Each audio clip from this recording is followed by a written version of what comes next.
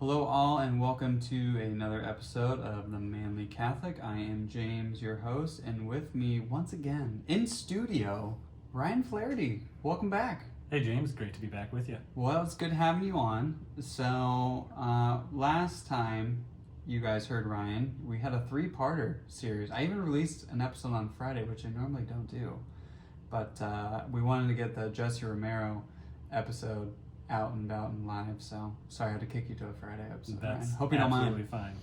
So before we get into the topic for tonight, we are going to start as always in prayer. So we'll start in the name of the Father and the Son and the Holy Spirit. Amen. O God, in the Father of our Lord Jesus Christ, we call upon thy holy name and humbly beseech thy clemency that through the intercession of the ever Immaculate Virgin and our Mother Mary and of the glorious Archangel Saint Michael, thou wouldst vouchsafe to help us against Satan and all the other unclean spirits that are prowling about the world to the great peril of the human race and the loss of souls. Amen.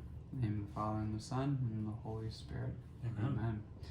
So tonight, men, we are going to be talking about the 5 generals. So if you guys are familiar at all with Father Ripperger, who we mentioned quite a bit on this podcast, free advertising for him. So he, in one of his talks, and I'll give you guys a link in the show notes, he talks about the 5 generals of Satan. So for just a little background for you guys, Father Ripperger is an exorcist, and he has done numerous exorcisms, and he gives all these talks about basically his findings. And he has 2 great books, including this one right here. I'm going to flash it, Dominion, which is quite thick, as you can see, and is very academic. I think it took me about 30 minutes to get through 10 pages, so it's rich in depth with a lot of really good content. Anything about angels and demons that you guys want to learn about, spiritual warfare, I highly recommend this book.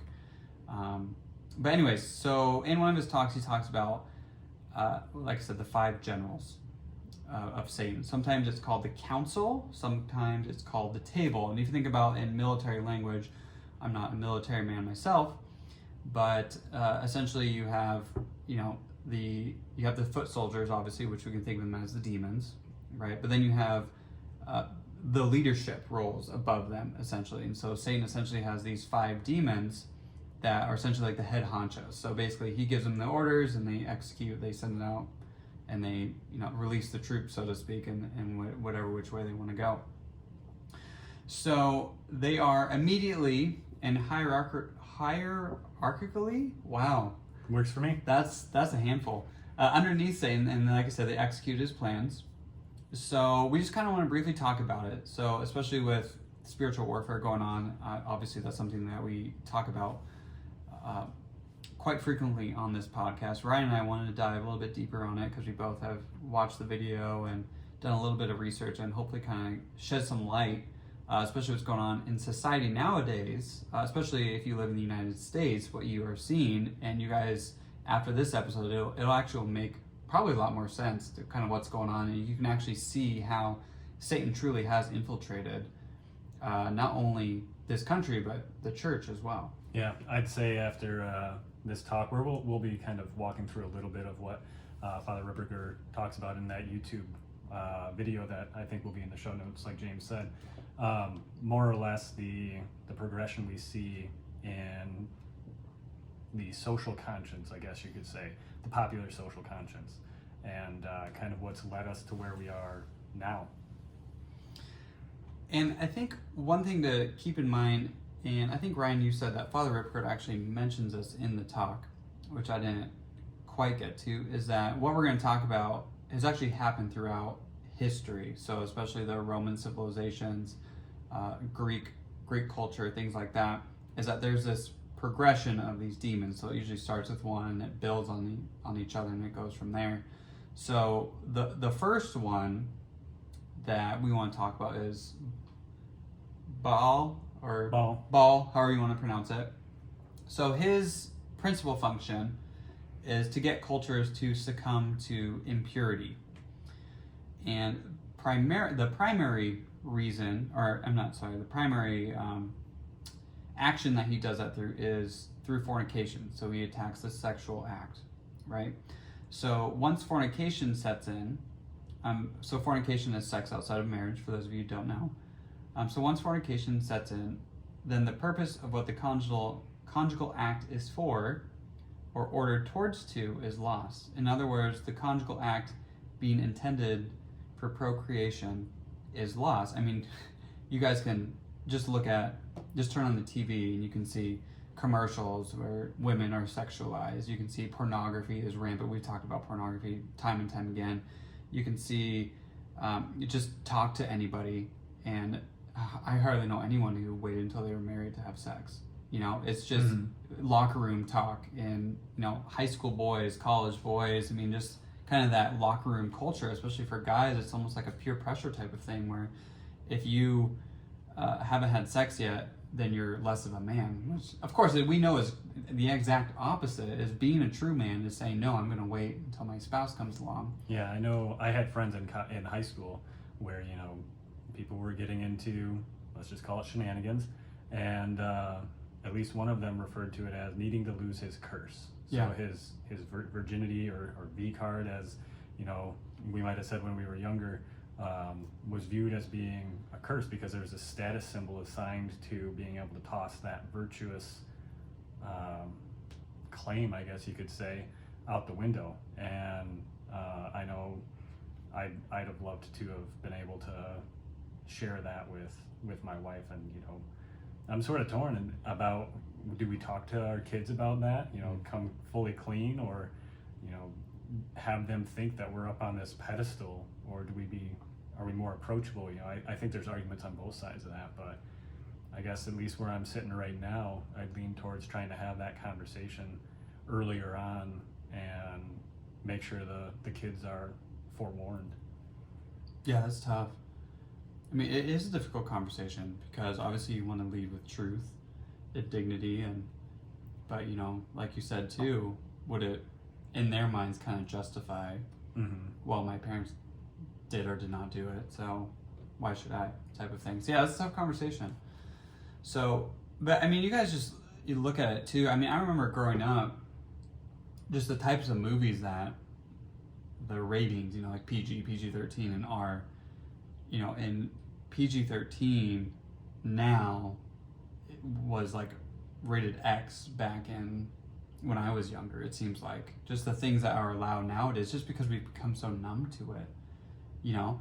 And you think too about, you know, contraception, and that kind of ties into with ball. It's the idea that sex is just for recreational purposes, when like the science, just scientifically, what is the purpose of having sex?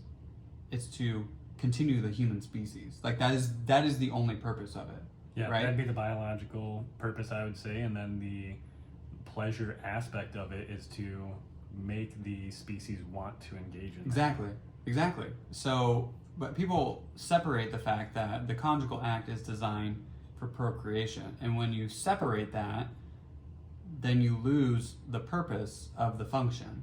And so when you do that, I mean, just think about any other organ you have in your body. If you ask the heart to, you know, fire neurons all the time, it's like, well, I know that's not my job. I don't do that.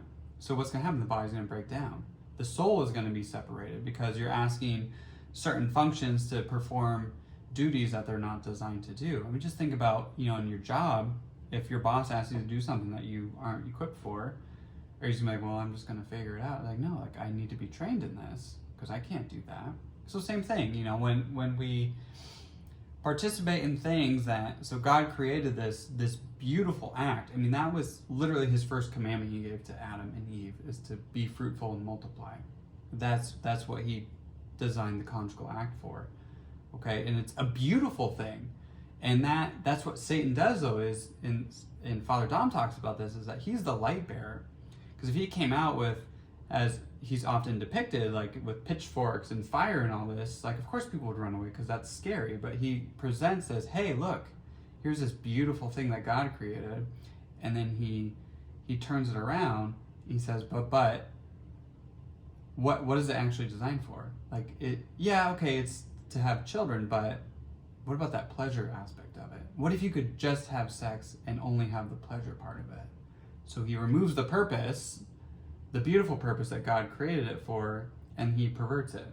Yeah, something that's crossing my mind in the beginning of the Jesse Romero episode, where Father Dom talks about Satan's, I think he said the first words Satan utters are, "I will not serve."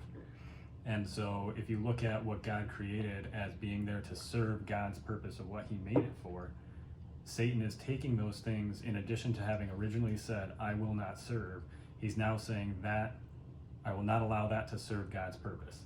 And so if I get my hands on it, I'm going to pervert it, and I'm going to make that purpose serve me, maybe, by, that falling into the fornication and sort of spiraling, seeing where society goes from there. That's just random thoughts off the top of my head right now. I'm not sure how much those would hold up under scrutiny, but it seemed like something that sort of tied into that most recent episode with Jesse Romero. Yeah, I mean, it ties too into when was the sexual revolution? Like the 60s, 70s? Something like that. Around that time. And then the free love movement, if you want to think about it that way. And then that's the whole purpose of it. It's rejecting God, saying, I will not serve the purpose that you set me on this earth to do. Instead, I want to do what I want to do. And you mentioned the Jesse Romero episode, and he always talks about you're either a child of God or you're a child of Satan. Like, there's no third team. So if you're a lukewarm Catholic, as Jesse talked about, you're clearly on Satan's team. Like, there's no, hey, I'm doing okay. You're like, no, you're declining. You're on Satan's team. So either you are fighting for God, and you are, of course we all fall. I'm not denying that, but what I'm saying is that if you are striving to be perfect, to be the man, the woman that God is designing you to be, yes, we are all going to stumble, but you're still a child of God because you're actively pursuing the good. You're actively pursuing what God put on this earth, the purpose that he put certain things on this earth, and you are trying your darndest to do so. And so that's Ball. Do you have anything else you want to add to Ball? Not really. Okay. So, you guys can clearly see how in America, Ball has taken hold. And we want to start with Ball because the rest of them kind of fall after that. Okay, so, oh gosh, I'm probably going to butcher these. Asmodeus. Did I say that correctly? As good as I could. Okay, Asmodeus. So he is the demon of homosexuality in men. So he is cited in the story of Tobias as being the demon responsible for the death of Sarah's 7 husbands on their wedding nights. So if you guys are not familiar, especially our Protestant friends who are listening, the book of Tobit, which is in the Catholic Bible, there is this story where there's this woman named Sarah, and she is married 7 times, and the night that she's married, where they're about to perform the conjugal act to consummate the marriage, essentially a demon. Are you going to look up the? Yeah, I'm going to look up the Bible verse because I might butcher the story. It's been a while since I've read Tobit. So essentially, the demon, which is thought to be Asmodeus, comes in and essentially kills her husbands, and so they die. And so then Tobias, he would be the 8th husband. Is married to Sarah, and then the story goes that before Tobias and Sarah were to participate in the conjugal act to consummate the marriage, he grabs Sarah, not grabs her, he takes her, they kneel down on their bed, and they actually pray. And I think Ripperger, or I might have heard this somewhere, basically they were essentially praying in like a mini exorcism prayer, essentially, from what I heard. And so that basically released the demon, and I forget where it was. I think it was Raphael, the archangel, was in this story as well. He essentially takes Asmodeus and throws him out of that area, essentially. So that's Asmodeus. So the demon of homosexuality in men. I think there was also a little bit of what I spent some time looking up, that Asmodeus goes after the family, tries to bring down the family, which makes sense there. And the section of Tobit in chapter 3, verse 8, relative to Sarah, here's a little excerpt of it. Because she had been given to 7 husbands, and the evil demon Asmodeus had slain each of them before he had been with her as his wife. So the maids said to her, Do you not know that you strangle your husbands? You already have had 7 and have had no benefit from any of them. So I'm assuming that means drawing attention to the benefit being no heirs or anything of that nature. They did not consummate the marriage. And then the other section in Tobit where Asmodeus is mentioned by name is in the same chapter 3, but in verse 17. And Raphael was sent to heal the 2 of them, to scale away the white films of Tobit's eyes, to give Sarah, the daughter of Raguel, in marriage to Tobias, the son of Tobit, and to bind Asmodeus the evil demon, because Tobias was entitled to possess her. At that very moment, Tobit returned and entered his house, and Sarah, the daughter of Raguel, came down from her upper room. So there's a lot that happens in between there. If I remember the story correctly, Tobias leaves, and Sarah is more or less hiding in an upper room, and Tobias leaves. Can't remember who was under the direction of Raphael or not. And then comes back, and I think the statement of he was, entitled to possess her, would go back to something we talked about when we last spoke relative to the being submissive or submissio to your husbands for the wives, where supporting the mission of. And I wonder if by possess there, granted this is thousands of years ago, and things were handled differently back then, but I think you could also interpret that as being under the protection of. No, I'm not a Bible scholar or anything like that, but that's how I would probably interpret that. Yeah, that's a good way of looking at it. And honestly, if you look at it from, I don't think that Tobias would have looked at her as just mere property per se. He is praying for the deliverance ultimately of his wife, and he cares so deeply about her that is the first thing he wants to deal with upon their marriage.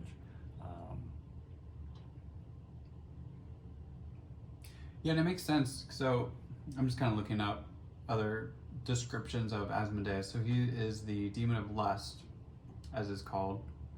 They also describe him as one of the 7 princes of hell, a demon whose wickedness is matched only by his talent, according to this website. But I mean, it makes sense though when you look at these 5 generals, because I'm just trying to unpack this here. So God made man and woman, and Satan hates man and he hates woman. He especially hates women, and Jesse Romero talks about this too, because the according to church tradition, small t, is that when God made the angels, they were able to see God's plan for salvation. So his whole plan was laid out before them. And as Father Dom talked about last week, Satan responded by saying, I will not serve. And Jesse Romero talks about this in his talks when he says he especially saw Mary, this virgin woman,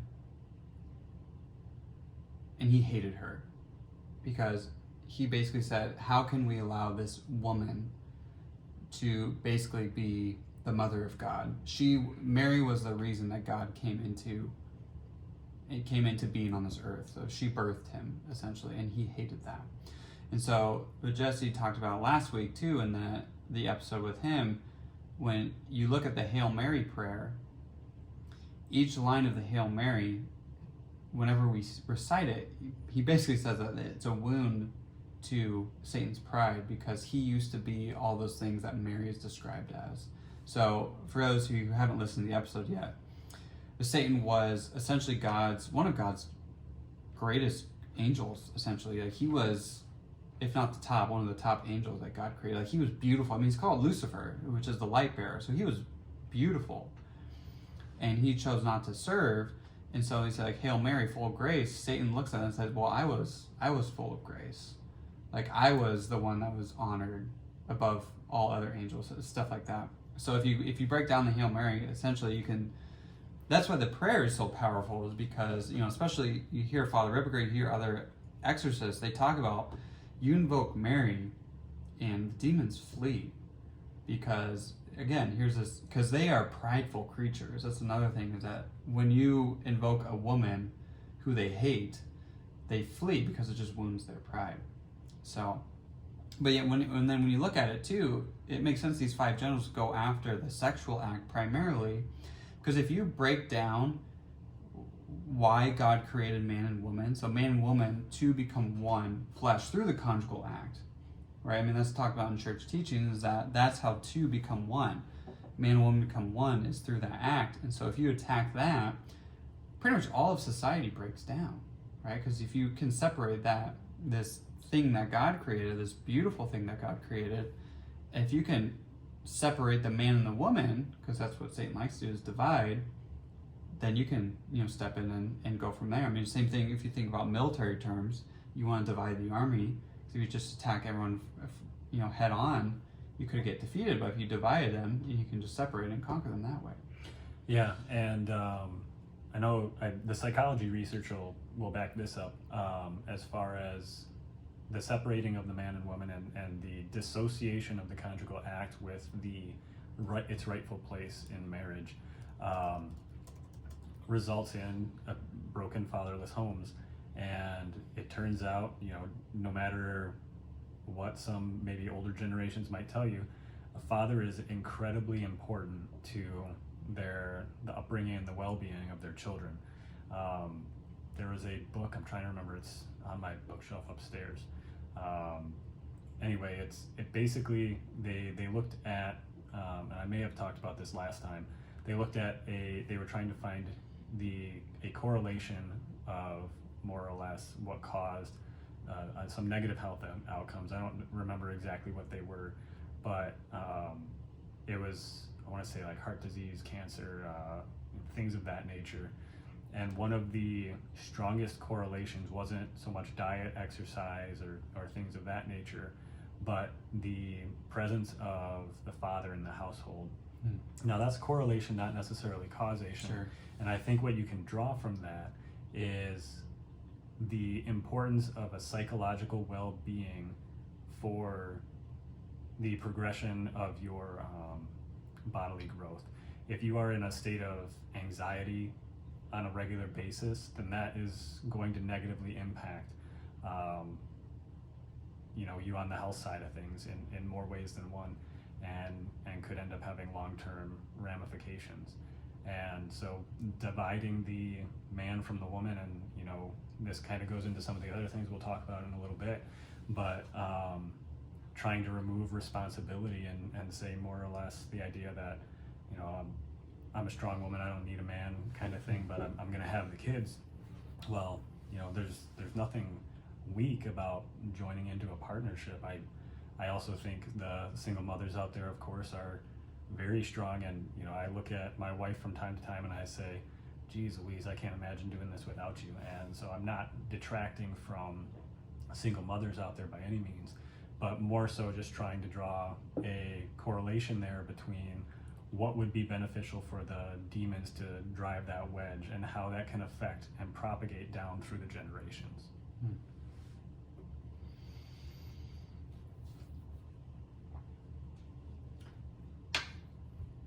So the next demon is Leviathan.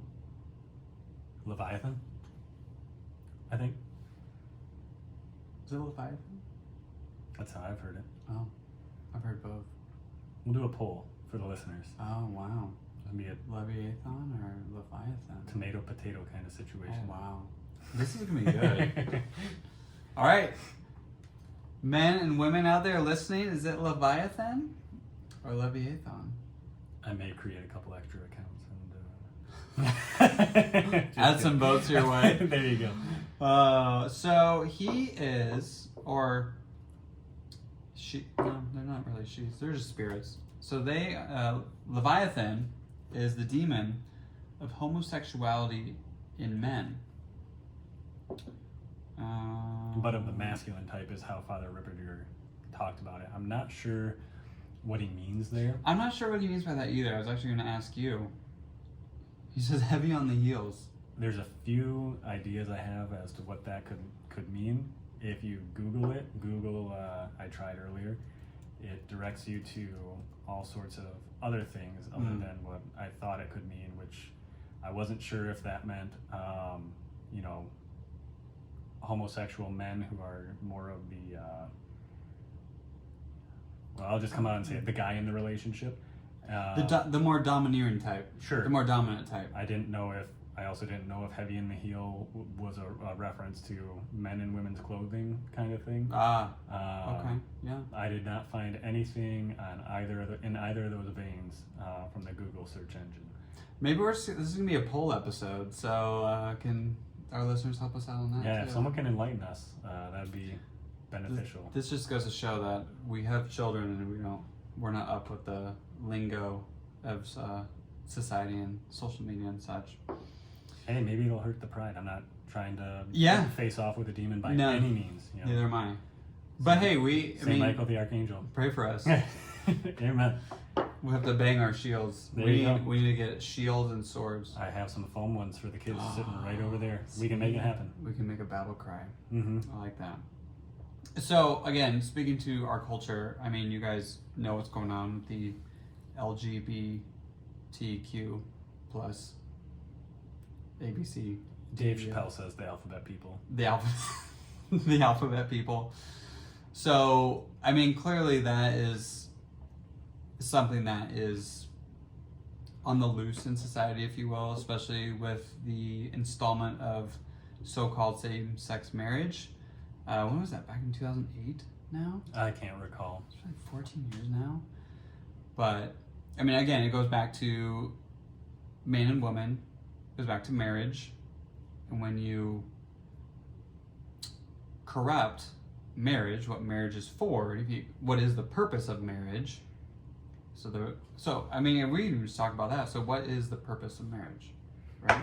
A very Catholic view would absolutely be for procreation. Exactly. And I want to do a little sidebar really quick. Please do.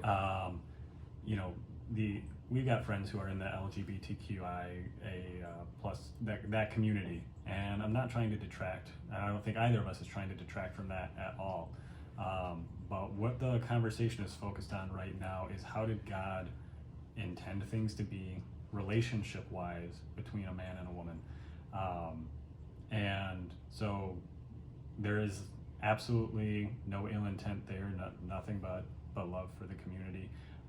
But at the same time, you know, we need to call it out as it is. I have a good friend at work who he pointed out, if you truly love somebody and you truly believe that what they are doing is going to separate them from God and that leads to eternal punishment, is it more loving to tell them about it or to stay quiet and more or less acquiesce to what society wants you to do? So that's all I wanted to mention on the sidebar side of things. So back to the question of what is marriage for? I would again say the church says procreation, more or less the raising of others in the Catholic faith and to carry on the Catholic faith and go out there and make disciples of all nations. I would say society might tie solely the tax benefit to it. Yeah. Well, if you think about too, marriages was, even just ancient history, it was designed to protect women and children.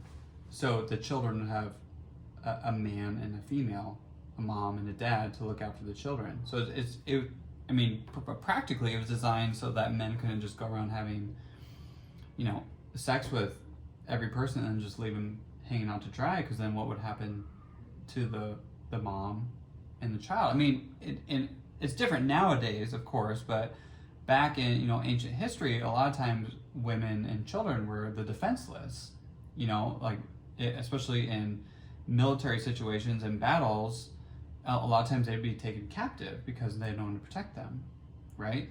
So, you know, if you think about marriage just as a practical term, it is really for men to take responsibility. If you want to think of it that way, is it not to force them to, but I mean, we all know as men out there that we have unholy desires, if you will, I mean, that's all, we're fallen creatures, right? And as much as we strive to be holy, to be saints, we all know that we are sinful creatures and that we fall day after day.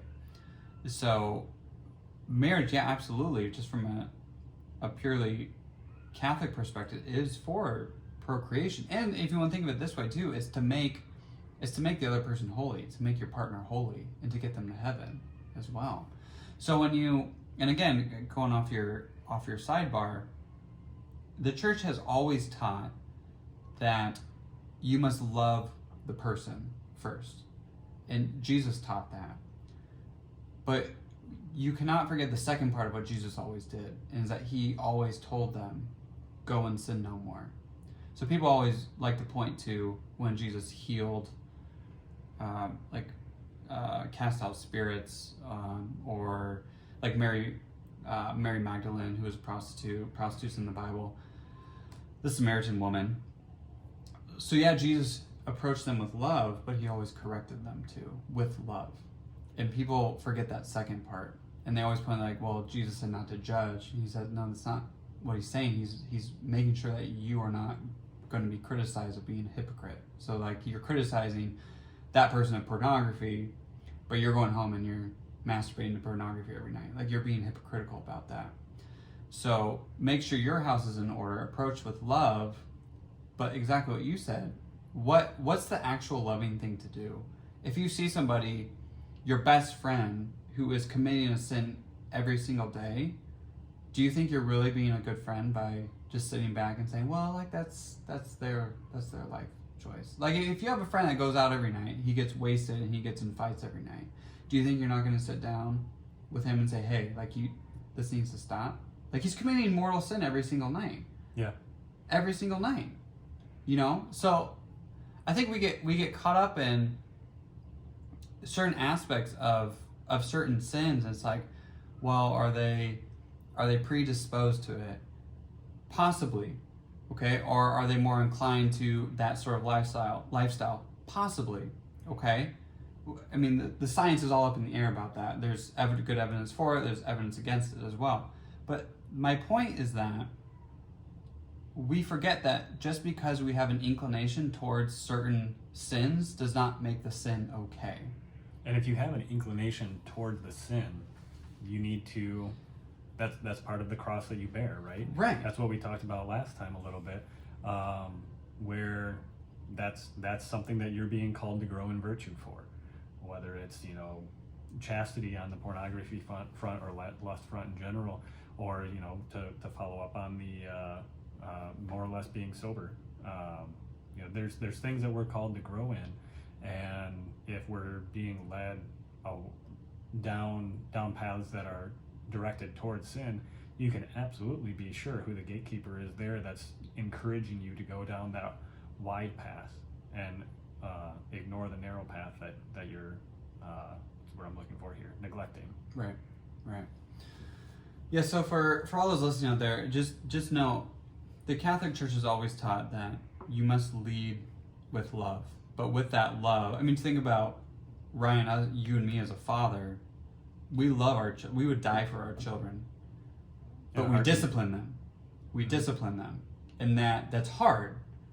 And as long as you're approaching discipline with love, I mean, Psalms talks about how much you need to discipline your child, right?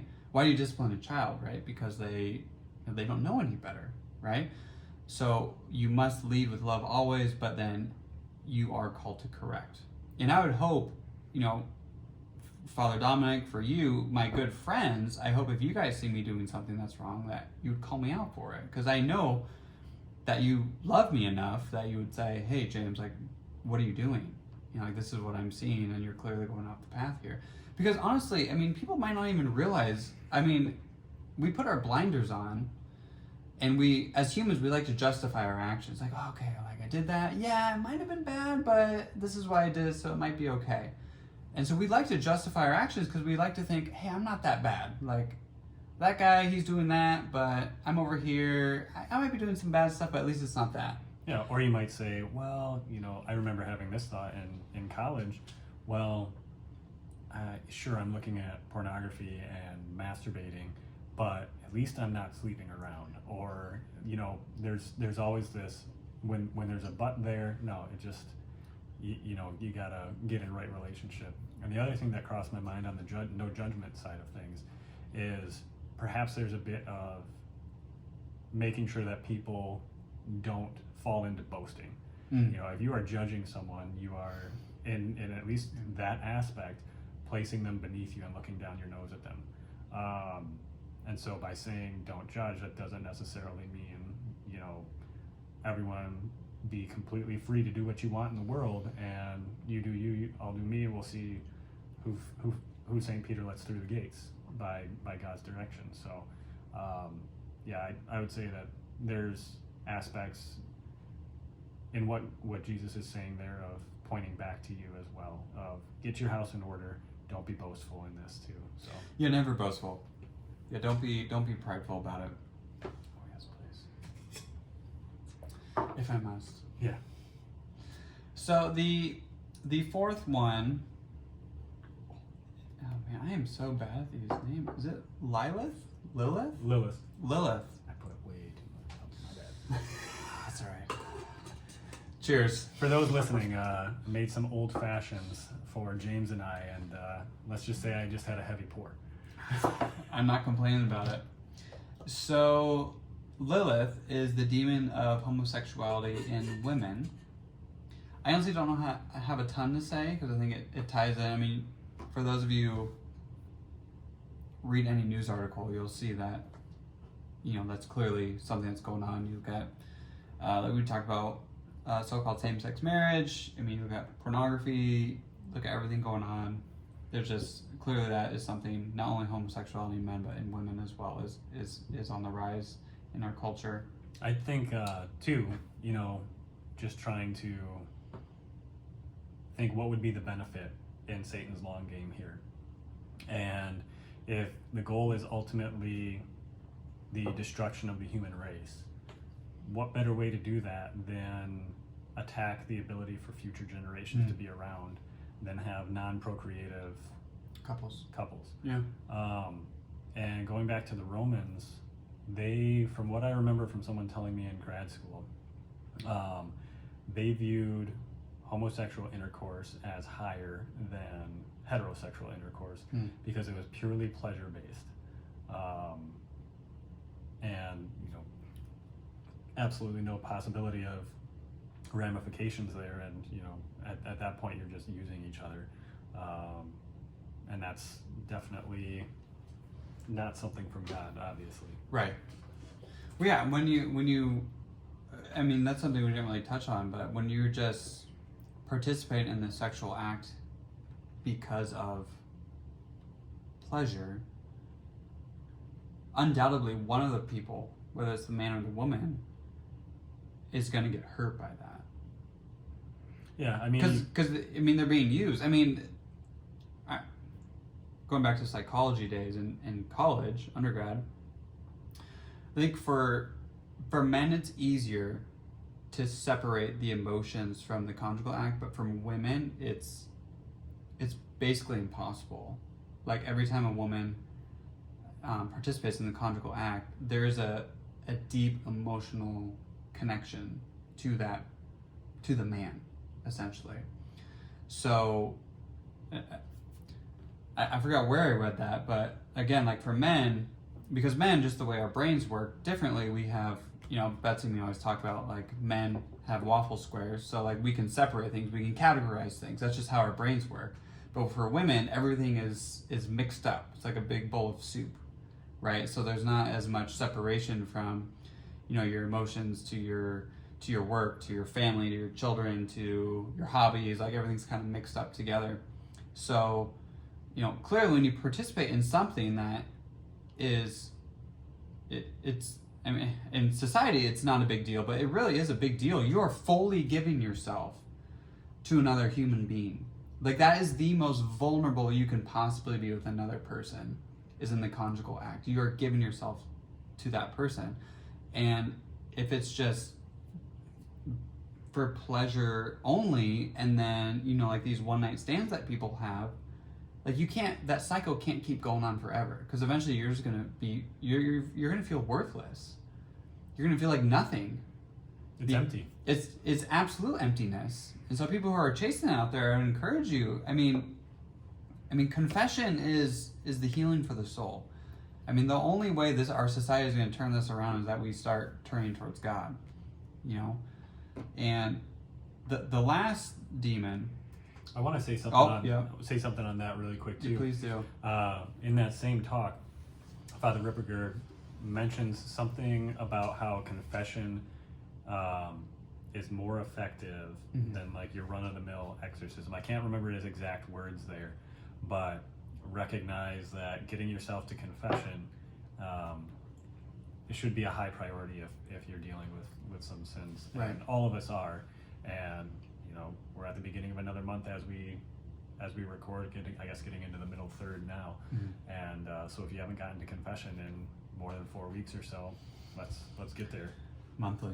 Yeah, get there at least every month. If you're struggling with a particular sin, I mean, go weekly if you have to. Every 2 weeks. I mean, the more you go, the better. So, but this last one is definitely rampant nowadays. And the demon is Baphomet. Thank you. Baphomet. So he is the demon of child sacrifice. So obviously we're going to talk about abortion, especially with the Supreme Court, the leaked document. It seems like Roe v. Wade is going to be overturned. Praise be to God for that. Amen. So, abortion. So this is obviously a difficult topic to talk about. I know a lot of people out there are on either side of the fence on it. If you listen to the podcast last week with Jesse Romero, he talked about that abortion is pretty much the sacrament of Satanists. So he didn't say this, but I kind of pictured like this is their Eucharist, essentially, is child sacrifice to Satan, essentially. And abortion has become so misconstrued in our society that we forget like what we are talking about. Like the language that is used has become so mellow that people forget that we're talking about literally killing a child, a human being in the womb. Okay, so we have all these people, especially with these Roe v. Wade, people that are like my body, my choice, which is an argument that we can talk about another time, but they are forgetting that there are two bodies inside and the woman. Distinct DNA there for the child. I think there's 4 arms, there's 4 legs, there's 2 hearts, you know, so when they talk about that, they're totally missing the point. And what is, I think, even more troubling to me is all these so-called Catholics out there who the catechism is clear about where it stands on abortion. Like, if you are Catholic, you have to, like, if you are Catholic, you agree to abide by the teachings of the catechism. Like, when you become Catholic, that's a requirement. That's not optional, right? And so, for those of you who say you're Catholic, but you are pro-choice or pro-abortion, you are not actually Catholic. And, you know, it gets me angry, especially when our president is a so-called devout Catholic. Another so-called devout Catholic politician in Nancy Pelosi, they are the biggest abortion advocates out there, the biggest pro-choice advocates that we have probably in the U.S. political system. And when we talk about child sacrifice, I mean, guys, people literally would sacrifice live children, infanticide. And now there are bills being passed, or at least coming to the floor, where they are actually talking about infanticide. Like California, the lovely state I grew up in, they are talking about passing a bill where a woman could potentially kill her child up to 3 weeks after they're born. No way. Yeah. Like, that is where, so people talk about the slippery slope argument, which I never thought that was actually a fallacy in logic. And so they talk about, like, okay, you allow this to happen. Like, that's never going to get to that point. Okay, so we're at abortion now, where it used to be, I mean, before, I don't know what it was before Roe v. Wade, to be honest with you. I haven't studied that much on it, but, you know, like, when Roe v. Wade was passed, like, okay, like, it's not going to be that big of a deal. And now we're getting to the point where if you argue for the pro-choice side, you have to draw a line somewhere. So, like, where does human life begin? And no matter where you begin the line, you can always push that line further back, right? So now it's becoming, like, we see, like, we become so numb to this argument that now it's literally, okay, you have a child, maybe you thought you wanted the child, but now you don't want the child, so now you can kill the child. Like, that's where we're heading, and people think we're crazy. That is where we're heading. That's not even something, so my wife and I were talking about this recently, so I think everyone can recognize that the Romans had a pretty brutal nature. Mm-hmm.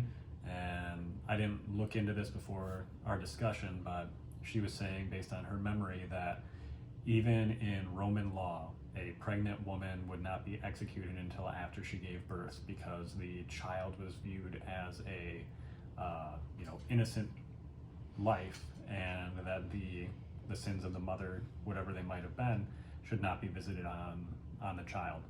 And one of the so Michael Knowles, he had a talk recently, an interview with a pro-choice person, and he mentioned in that, I can't remember the person's name that he referenced, but there was someone that in the mid to late 1990s, very strong abortion advocate, and she had said that the way to win the pro-choice argument is to acknowledge the humanity of the child.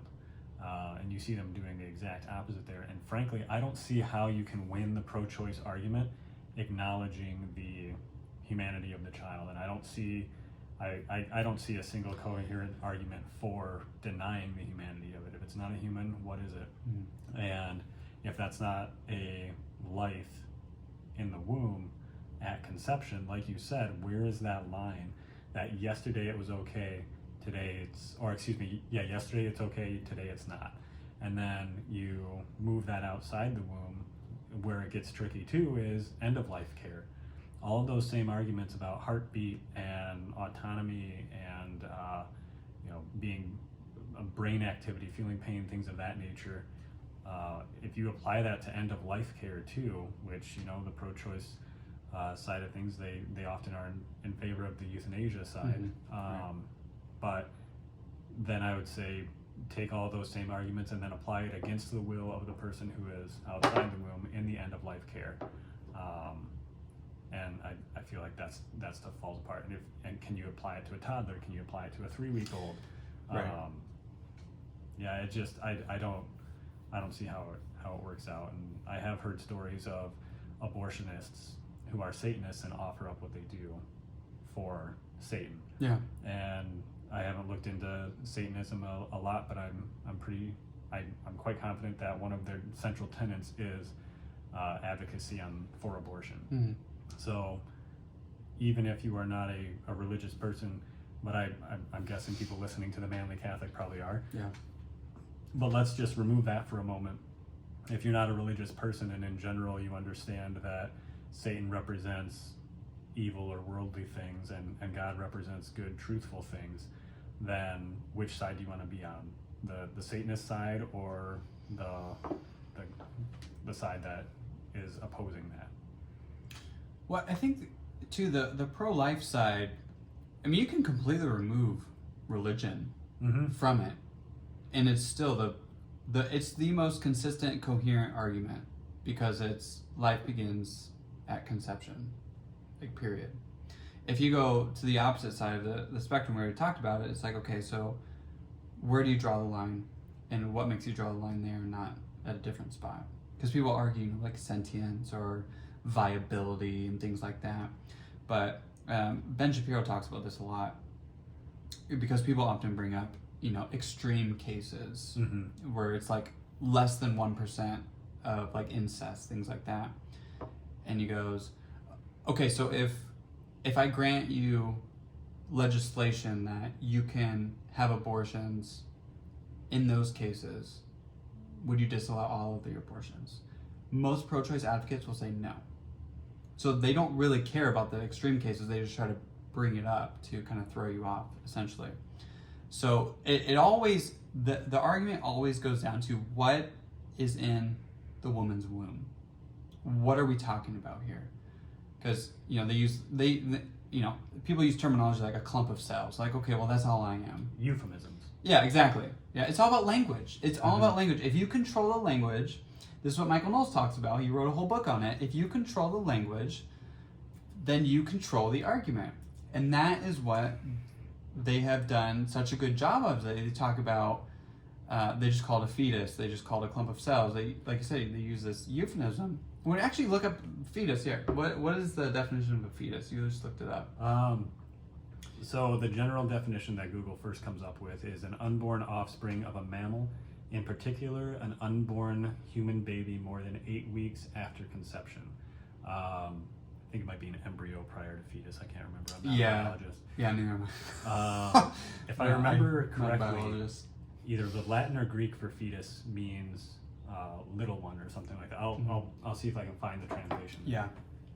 So, men and women who are listening out there, the whole point of what we're getting at here is the battle in the United States. If you just look at what happened, well, first of all, there should have never been a leaked document from the Supreme Court. Let's just be, we can talk about that too. But if you look at the response of people who are on the pro-choice side, like they are literally getting mad at people at the Supreme Court for overturning a decision that allows for less child, if you want to think of it this way, less child sacrifice in the United States.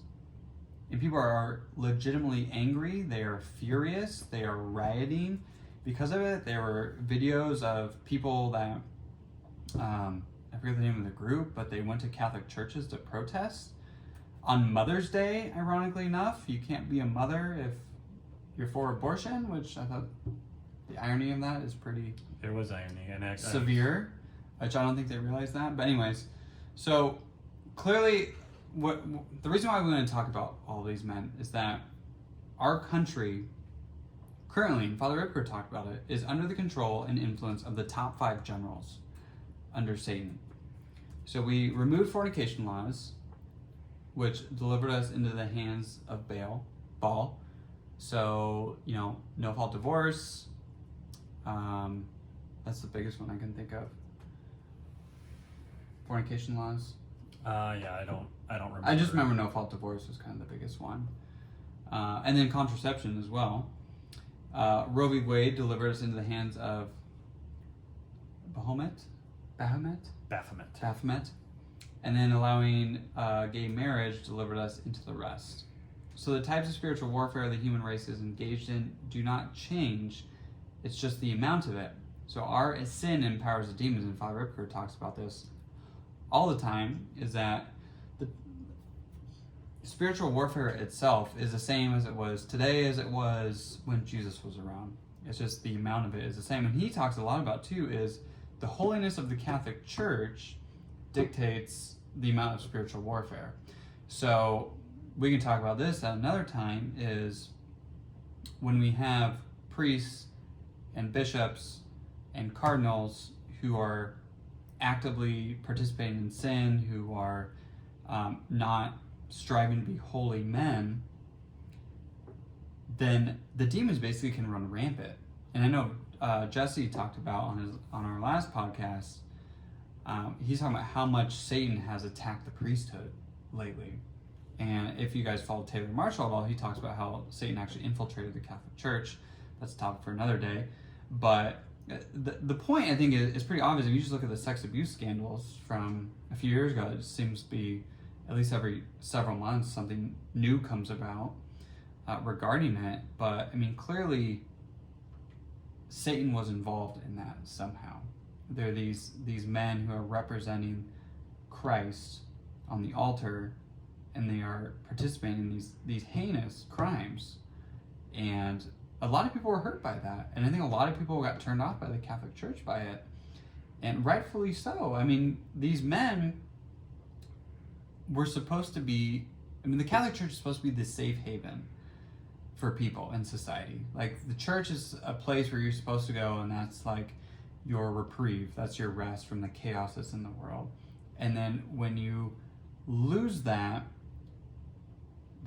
safety net, you kind of spiral a little bit. And I think we see that in our culture, is that when we lose that, like I said, that safety net. I mean, just talk about the father again in the family. When the father is gone, the father is the glue of the family. So if the father is gone, then the children don't have that safety. The wife doesn't have that safety anymore, and then that Satan just comes right in and sweeps up the family. Yeah, something that's sort of crossing my mind right now is so Baphomet being the demon for child sacrifice, the use of the child by the priest there is, in I would argue, a form of sacrificing certainly the innocence of the child to, you know, worldly things. We'll just leave it at that. And then what is the fruit of that sin? It's ultimately cracks in the foundation of the Catholic Church, which is, you know, we look to the priests in those faith roles, and casting doubt and deceiving. Yeah, that's definitely got Satan's MO written all over it. And I think people who were looking and continue to look for reasons to throw stones at the Catholic Church and not believe, they will pull that out and say, if they were capable of this and the cover-up, which I think the cover-up needs to be dealt with obviously as well. And you know, they use that as an excuse to say, well, the church would do, if they could do that, this other little thing seems like well within the possibility. And so painting with a broad stroke from the actions of a few and applying that to the many, and then saying that if you are a Catholic and you support the church, then you support that. No, it can be nuanced. Right.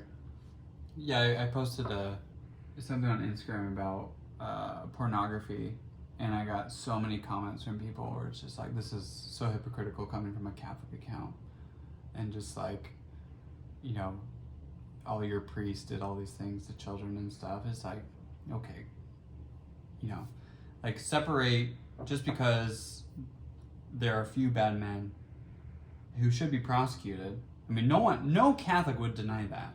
Like, all these people should be brought to justice. If there's a cover-up, that needs to be exposed, and all of them should be thrown in jail. And that's my opinion. And no Catholic denies that, or would argue with me about that. What they did was terrible, and I'm the first one to say that. And again, all true Catholics are the first people to say that too. But we need to pray for them too, because we have to remember that this is temporary.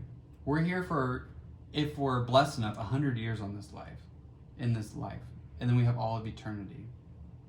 And so we are so focused, we are so self-centered focused on this life that we forget about what is going to happen in the next life. And so if we just take a step back and realize that there are literally souls at stake every single day, it changes our perspective. So what those men did were horrible. It was horrible and it was terrible, and they should be prosecuted. They should be thrown in jail for that. But they also need to be prayed for, because their soul is also at stake. Because no matter what somebody does, my worst enemy, I do not want them to spend eternity in hell with Satan separated from God. You know? Yeah, and obviously I think if any Catholic was aware of a child that was in their community that had been affected by that, they would absolutely come alongside them and do everything they could. Oh my gosh, yeah. I'd like to think that. I think that's very much a true statement. And to follow that same logic of, if the priest did this, then you support it, you know, that sort of thing. If there is a Satanist out there who's performing abortions, or if Satanism is pro-choice, then if you are pro-choice, you're a Satanist. That logic does not flow. Absolutely. And it just, it's an illogical statement. All right, man. So, is there anything else you wanted to No, I think we've touched on things. I mean, there's more that I could say on the abortion front, of course. Yeah. And some of these other topics that we've touched on, but we could do an episode on that. Yeah, and that's I think that's sufficient for the time being. For sure. Yeah, man. So we wanted to do this because, well, a couple reasons. One, we wanted to, again, you want to know the enemy. I know Father Dom and me talked about that in our episode specifically on spiritual warfare. The more you know your enemy, the more you know their tactics, the more that you can defend yourself and defend your family, especially. So 2 books I want to recommend, and I already did this, but Dominion by Father Ripperger, and I actually just got this one by Jesse Romero. It's Lord, Prepare My Hands for Battle. It's got a pretty sweet knight on the front there. Knight Templar, it looks like. Knight Templar, exactly. So in Jesse's book, he talks about morning, noon, and night prayers that he does personally. Also, how to pray the rosary, which is our greatest spiritual weapon against Satan. Talks about the importance of confession, getting to confession every month at least. Again, we talked about earlier, if you're really struggling with this specific sin, make sure you try to go as much as possible. I mean, go every week if you have to, and try to go to the same one. I know we talk. I want to get a priest on here who does spiritual direction in the future to talk about the importance of having a spiritual director and someone that you go to consistently for confession, because that way they get to know you. And I think too, the more you're comfortable with someone, you can kind of have those deeper conversations versus like with a stranger, where it's more of the kind of superficial type of thing as well. So that wraps up another episode of The Manly Catholic. So man, go out there and be a saint.